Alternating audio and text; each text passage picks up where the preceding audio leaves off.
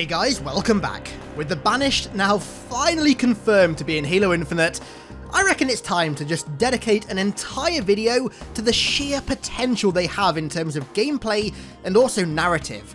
The Banished are unlike any enemy faction we've ever faced in Halo. They aren't zealots for one, they aren't beholden to any religion or god, and don't instantly see all who aren't with them as enemies.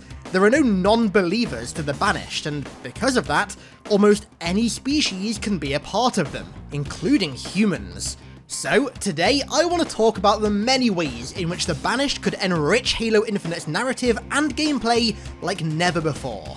And you know, let's start there, with the gameplay. So, being a faction that were conceived for an RTS first and foremost, the Banished's Armada is really unlike anything a mainline Halo game has ever seen before, and the potential there is, quite literally, infinite. Don't pardon the pun. So, with the traditional Covenant, you had a rather conventional set of vehicles.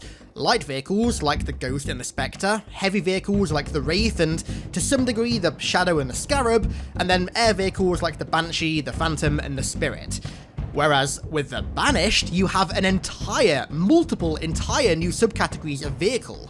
The Blisterback is an airborne portable artillery tank. The Reaver is an anti-air bipedal Covenant walker. The Shroud is an air-to-ground support unit. The Locust is a one-man building shredder. The Wraith Invader is basically a Shadow on steroids. And there's even more that I'm missing out here. Now, it goes without saying that these vehicles would be an absolute dream to pilot. From a campaign, big team battle and customers perspective, the potential with these massively varied vehicles is insane. Since Halo 1, the Covenant vehicle sandbox hasn't really changed all that much. It's still basically just the Ghost, the Wraith and the Banshee. That's about it. But introducing a few of these vehicles has the potential to really spice it up for honestly the first time ever. But that isn't all. You see, some of them, like the Blisterback or the Locust, would make for perfect bosses or demi-bosses, which is something that Halo has attempted for years, and well, we went from beating an old man to death in his wheelchair to shooting the same bullet sponge 7 times over, as Marty himself even said. Prophet of regret, you beat an old man up in a wheelchair. Are you kidding me? We laughed while we were doing it, but that was all we could do. Anyway. So I think it's safe to say that Halo has never really done boss fights particularly well. But with the Banished, that could change. Imagine fighting a Blisterback, kind of like how you fight a spider tank in Destiny. You get the jump on it while it's in stationary mode, launching missiles towards the UNSC base, and you start to target the legs and take them out before it can get in the air again. And then you board it and start punching or putting a grenade in its core and destroy it. Or maybe for a Locust boss battle, you have to get in like a Hornet or a Falcon or something so you can evade its beam and destroy it from the air. Now, as cool as this all sounds, you might be thinking that this seems like quite a lot for a first-person shooter. Just because the Banished have all these vehicles in an RTS doesn't mean that they'll automatically transfer over to an FPS, and although you aren't wrong, if the rumours about Infinite being a semi-open world game are true, then it definitely opens the sandbox up to more variety. Open world games, for obvious reasons, have to have much more enemy variety than your standard FPS games because encounters are more frequent and occur in more varied areas, something a deeper, more varied vehicle sandbox would facilitate perfectly. And also, because of this, you can vary the encounters themselves even more as well. I don't know if this makes any sense, but think Destiny, for example. Now, I know people get mad when you use Destiny as an example, but just hear me out for a second. So, you can be patrolling around the moon and run into groups of weak fallen dregs being led by a captain. And then, once you've killed them, you can go around a corner and stumble upon a hive nest and get rushed by hundreds of thralls. And then, as you're leaving, an event can start with a Vex Hydra mini-boss that you have to defeat. Now, I don't think I need to go into any detail as to how the huge variety of Banished vehicles could play into this so perfectly. Of course, this is all hinging on Infinite being a semi-open world game, we don't know that for sure yet, but, you know, it's cool to speculate. But vehicles aren't the only element of the Banished that have infinite potential when it comes to gameplay. There are a number of unique enemy types within their faction that, again, would be great as demi-bosses or even in some cases, full-blown bosses. In Halo 3, we had the Brute Chieftain and the Brute War Chieftain, two very cool looking, but at the end of the day, very similar mini-bosses. Whereas in the Banished, we have the heavily armoured Brute Warlord, Atriox's Chosen, his personal monstrous enforcers, and the Brute Grenadiers, two mancubus-looking brutes that personally serve Voridus and his twisted explosive experiments. And those are just three of the likely many unique brutes that would work fantastically as bosses. And then we have all the Hunter variations. Now, it baffles me that these Worm Gestalt megaforms have been in Halo since day one, and yet the only combined form we've seen of the Letgolo is the Hunter, besides the Scarab of course. Until Halo Wars 2, where it introduced a few different ones, and the variations that it introduced would work amazingly in a game. The Hunter Captain, although technically not really a variation, would make for a great buffed up version of a Hunter. Encounters with them could be a lot rarer than a regular Hunter, but seeing them clad in their thick, heavy metal plating and towering over you would make for a really interesting twist on a conventional Hunter fight. And hey, make it so putting a shot in their back isn't enough to actually finish them off. To put them down for good, you have to board them.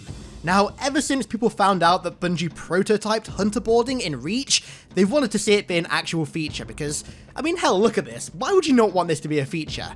But the reason I think it was never added was because it simply just made the Hunters too easy to kill. Regular Hunters, that is. With a Super Hunter form like the Captain, it'd be a different story. And then we have the main contender, and the Hunter form that I think is unanimously agreed upon as having infinite potential when it comes to boss fights, the Goliath. Seeing one of these monsters come charging over a hill towards you, slamming its fist on the ground in a fit of rage and swatting Marines out the way like they're flies, would make for such an intimidating and unique experience.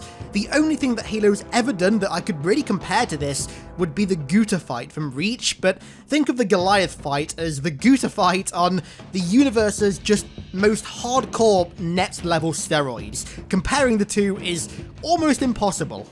These guys are screaming out to be bosses in a first-person shooter. Overall, when it comes to gameplay, I feel like the Banished have the potential to not only flesh out existing enemy types, like the Brutes and, for the first time ever, the Hunters, but also build on Halo's long-standing tradition of enemy variants. So instead of going from, say, a Brute Major to a Brute Captain, where the Brute simply just gets a recolor with very slightly different armor, we could go from a Brute Captain to a Warlord to one of Atriox's Chosen, each completely different in gameplay and design. And then, when it comes to vehicles, I don't think I really need to say much about the incredible variety that would come with the Banished vehicle armada. So much gameplay potential. Okay, so before we look at the incredible potential that the Banished have when it comes to Halo Infinite's narrative, a quick word from a long-standing ally of the channel who help us in spreading the Halo lore gospel, and also the sponsors of today's video, Audible. Audible is the premier audiobook service for catching up on Halo lore in the run-up to Halo Infinite, featuring the entire Forerunner trilogy, of which has deep links to Zeta Halo and is undoubtedly going to be referenced in some capacity in Infinite. The Fall of Reach, where Halo's universe first began, and almost any other Halo audiobook out there. And the best thing is, if you sign up for a 30-day free Audible trial by going to audible.com/HiddenXperia, or by texting HiddenXperia to 500-500, you can get one of these audiobooks and an unlimited amount of Audible original monthly downloads for absolutely free. I personally use Audible to stay up to date on Halo audiobooks while working out, at home of course, while playing Halo, and while just chilling. There really is no better service to ensure that you're all caught up on Halo lore prior to Halo Infinite. So sign up for a 30-day free Audible trial today by going to audible.com/HiddenXperia, or by texting HiddenXperia to 500-500 to get one audiobook and unlimited Audible original monthly downloads for free. Thank you to Audible for sponsoring today's video, and let's get right back to it. But what about the narrative? Well, the real potential of the Banished when it comes to the narrative, in my opinion, stems from their motives. They are unlike any Covenant faction we've ever fought in the game, full stop. As a matter of fact, they're even unlike almost any other Covenant faction in the entire Halo universe. They aren't motivated by the Great Journey, or by the need to reunite the Covenant, or by some foreigner figure or artifact. This alone will make their motives in the game, whatever they end up being, far more different than anything we're used to, even if their end goal of securing Zeta Halo, as was suggested in the teaser, isn't exactly anything new. However, one of the biggest things is that because they don't follow any religion, they don't see any species as inherently evil, which opens the door to the possibility of quite literally any species joining their ranks, including humans. Now, I've seen a lot of people speculating recently that because of this, Halo Infinite is going to be the first time that we fight humans in a Halo game, not including the insurrectionists in Halo Wars, of course. And, you know, that's a cool theory. But what if I told you that there was actually some evidence that may hint at humans joining the Banished? If you'd ever so kindly flick to page 156 of the Spartan Field Manual that came out in 2018, you'll find the UNSC's in-universe description of the Banished. So this is about as canon as it gets. And it states, the chieftains Atriox has organised and controlled continue to spread their influence and power throughout brute colonies, and even into human criminal enterprises. So, this confirms that the Banished, as of roughly 2559, when this book was written in-universe, which also just so happens to be at least 2 years prior to Halo Infinite, have managed to successfully infiltrate criminal enterprises which more than likely refer to the United Rebel Front, aka the insurrectionists who remain locked in a seemingly never-ending war with the UNSC. So in the 2 years minimum that passed between the manual and Halo Infinite, is it really that outlandish to suggest that the Banished have recruited humans, likely rebels, and promised them all the resources they need and also the chance to go to war against the UNSC as a part of a faction who have already proven they can crush even their strongest warriors? Not at all. Not at all. And furthermore, as CIA 391 pointed out on Twitter, there's a chance that this manual was even created to kinda low-key gear people up for Infinite. Like he said, there's a pretty heavy emphasis on not only the Banished, but also other weapons and stuff that hasn't really been in Halo for a while, but has been revealed in Infinite Mega Construct sets. So, that only adds more fuel to the Banished human fire. However, just to kind of flip this on its head a little bit, I do want to say that I doubt we're going to fight humans in Halo Infinite. It just seems kind of weird for Halo, but at the same time, it's definitely something that I wouldn't be against trying at least once. So, you never know. Another pretty important thing that stems from the Banished not being a religious faction is that their leaders, mostly at least, are going to be far more level-headed than any other Covenant Remnants leaders. We aren't dealing with aggressive zealots anymore, blinded by their faith.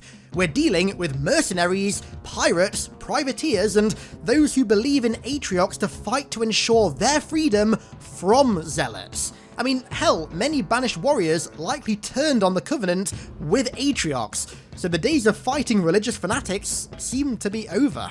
This is going to open the door to so many cool narrative opportunities. The most standout one, to me, being a possible alliance between the UNSC and the Banished to stop the Created.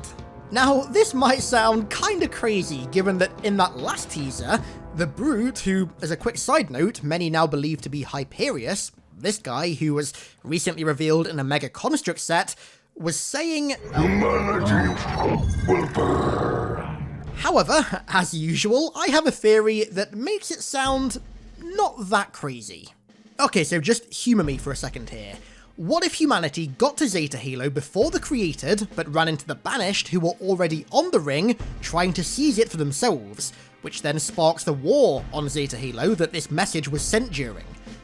Then, Cortana and her Guardians appear, see two enemy factions fighting for control of the ring, and to ensure that neither can gain control of it, she destroys Zeta Hilo.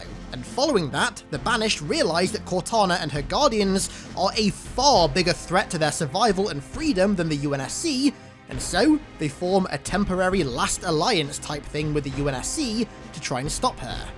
It's just a theory, but given the motives and genesis of the Banished, I'd say it's possible. It's definitely a possibility.